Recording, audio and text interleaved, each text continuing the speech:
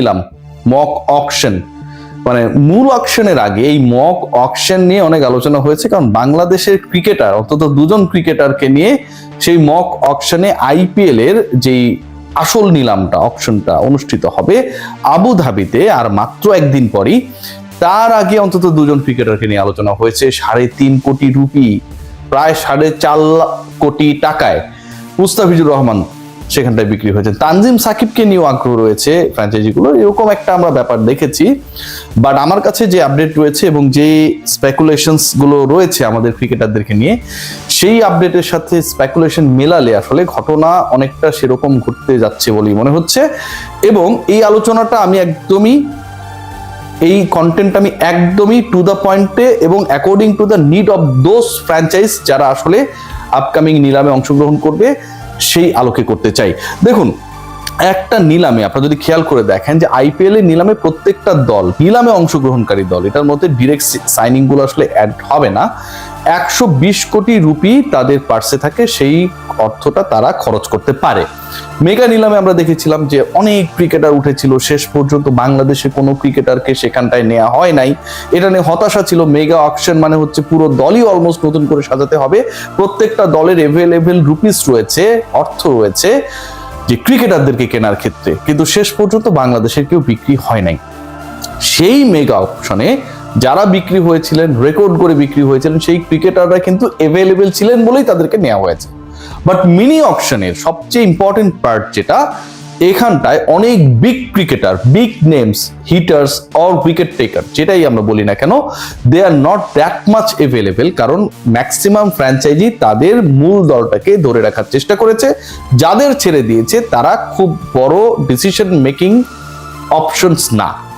So সেটা যেহেতু না, এই মিনি অকশনটা আলটিমেটলি আমার কাছে মনে হয় যে কজন ভালো ক্রিকেটার রয়েছে, যে কজন পারফর্মার রয়েছে, প্রিভিয়াস এডিশনস গুলোতে যারা ভালো করেছে, স্পেশালি লাস্ট এডিশনে যারা ভালো করেছে, থ্রু আউট দ্য ইয়ার যাদের পারফরমেন্সটা অনেক বেশি আশাব্যঞ্জক ছিল, তাদের চান্সেসটা বেশি। From that connection Mustafizur Rahman has a big possibility to be sold out in a high range.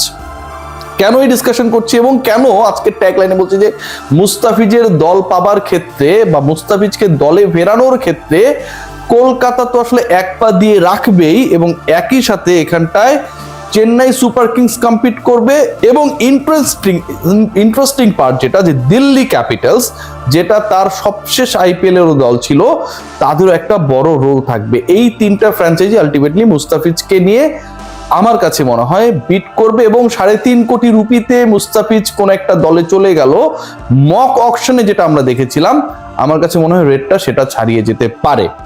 দেখুন, আমরা যারা মুস্তাফিজকে নিয়ে হাসাহাসি করছি বা মুস্তাফিজ বা বাংলাদেশের কেউ দল পাবে না টাইপের চিন্তা ভাবনা করছি, গত আইপিএল নিলামে প্রথমে দল না পাওয়া মুস্তাফিজ কিন্তু রিপ্লেসমেন্ট ক্রিকেটার হিসেবে শেষ পর্যন্ত আইপিএল এ গেছে, পারফর্ম করে প্রমাণ করে দিয়েছে যে তিনি প্রথম দফায় দল পাওয়ার যোগ্যতম ক্রিকেটার ছিলেন, নাম্বার 1। নাম্বার 2, যেই রেটে আসলে তাকে নেওয়া হয়েছিল সেটা কিন্তু বাংলাদেশি ক্রিকেটারদের আইপিএল এ বিক্রি হওয়ার ক্ষেত্রে, নিলামে ওঠার ক্ষেত্রে, বিডিং এর ক্ষেত্রে রেকর্ড হয়েছিল, মাস্টাফির রেকর্ডটাকে তিনি ক্রস করে গিয়েছিলেন।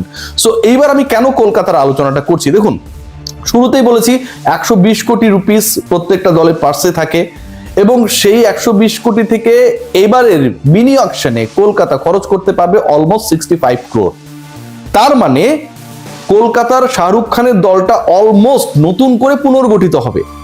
লাস্ট আইপিএল এর এক্সপেরিয়েন্স ভালো ছিল না, আন্দ্রে রাসেলের মতো ক্রিকেটাররা এবার নেই, এবং এই বাস্তবতায় কলকাতা আলটিমেটলি আপকামিং আইপিএল এর মূল দলই করবে আপকামিং মিনি অকশন থেকে। মিনি অকশন থেকে কেন বলছি, 120 এর মধ্যে তাদের ধরে রাখা ক্রিকেটারদের যে ভ্যালু সেটা হচ্ছে 55 কোটি রুপি, বাকি 65 কোটি রুপি তারা খরচ করবে মিনি অকশনে, এবং তাদেরকে যেই ক্রিকেটার ভেরাতে হবে তাতে অন্তত 6 জন ক্রিকেটার রয়েছেন যারা ফরেন ক্যাটাগরির ক্রিকেটার, 31 জন বিদেশি ক্যাটাগরি ক্রিকেটারকে দলগুলো নেবে, কলকাতাকেই নিতে হবে 6 জনকে তাদের 25 জনের ওই কোটাটা পূরণ করতে, যার হাতে রয়েছে 65 কোটি রুপির কাছাকাছি। এবং সেই 65 কোটি রুপির কাছাকাছি থাকা একটা দল 6 জন বিদেশি ক্রিকেটারকে দলভুক্ত করবে, যেই দলটা তার 60% দলই করবে আসলে ওই পার্টিকুলার মিনি অকশন থেকে আবুধাবিতে, সেই দলের ভালো ক্রিকেটারের যে লিস্ট, চাহিদা, ডিমান্ড, সেই জায়গায় ওই 6 জনের মধ্যে মুস্তাফিজ কি থাকবে না? 2 কোটি ভিত্তি মূল্যের মুস্তাফিজ কি থাকবে না? অনেকেই মনে করবেন থাকবে না, ভাই থাকবে না, বাট আমার কাছে মনে হয় Kolkata definitely bid for Mustafiz in the upcoming IPL mini auction. Second part যেটা, চেন্নাই থেকে আমার কাছে মনে হয় দিল্লি মুস্তাফিজের জন্য যাবে। দিল্লির একটা ইন্টারেস্টিং ব্যাপার রয়েছে, তাদের হাতে রয়েছে 21 কোটি রুপি। 21 কোটি রুপিকেও খুব কম বলার সুযোগ নেই। কেন বলছি যে কম বলার সুযোগ নেই? এবং তারা টোটাল 5 জন ক্রিকেটার বিদেশি ক্যাটাগরিতে দলভুক্ত করবে। টোটাল 8 জন অল ওভার, লোকাল 3 জন, 5 জন হচ্ছেন ফরেনার। সো এই 8 জন ক্রিকেটারের পেছনে তারা 21 কোটি রুপি খরচ করবে। এই জায়গাটায় দিল্লি কেন আসলে মুস্তাফিজের পেছনে দৌড়াবে? কয়েকটা কারণ রয়েছে, খেয়াল করে দেখুন।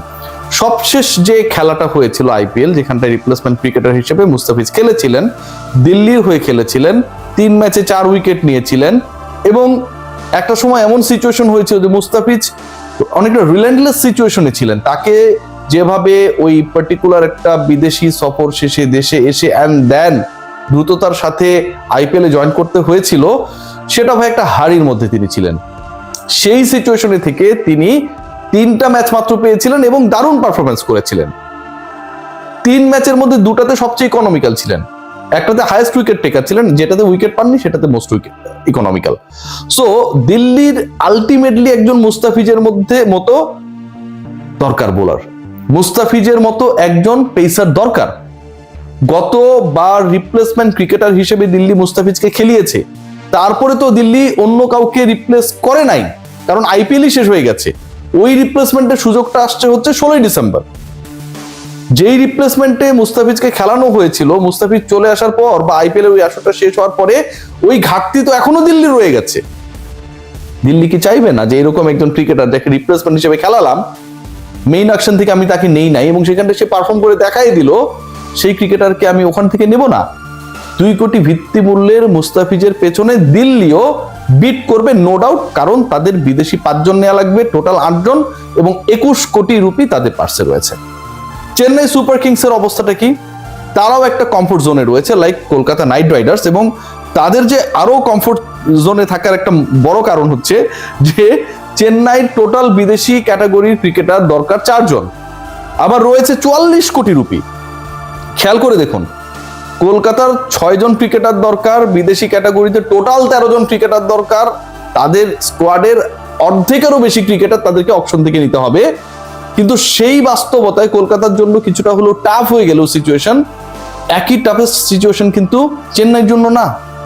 তাদের দরকারই হচ্ছে 4 জন বিদেশি ক্যাটাগরি ক্রিকেটার, এবং এই 4 জনের জন্য প্লাস কিছু লোকালের জন্য তাদের পার্সে রয়েছে 44 কোটি রুপি।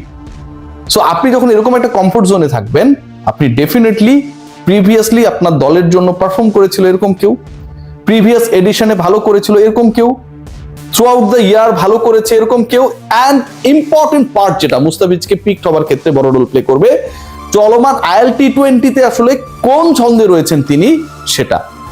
এবং সেখানটায় তিনি দুবাই ক্যাপিটালসের হয়ে যে পারফরমেন্স করছেন, যেভাবে খেলছেন, যেভাবে ইকোনমিক্যাল থাকছেন, তাতে আমার কাছে মনে হয় মুস্তাফিজের পিকড হওয়ানে কোনো ধরনের সংশয় নেই। এবং মক অকশনে মুস্তাফিজ যে 3.5 কোটি রুপিতে বিক্রি হয়েছে, মাই প্রজেকশন ও প্রেডিকশন যেটাই বলি না কেন, তাতে মুস্তাফিজের প্রাইসটা আরো হাই হলে অবাক হওয়ার কিছু থাকবে না। সবাই ভালো থাকবেন, টেক গ্রেট কেয়ার। 16 ডিসেম্বর দেখা যাবে শেষ পর্যন্ত কি হবে।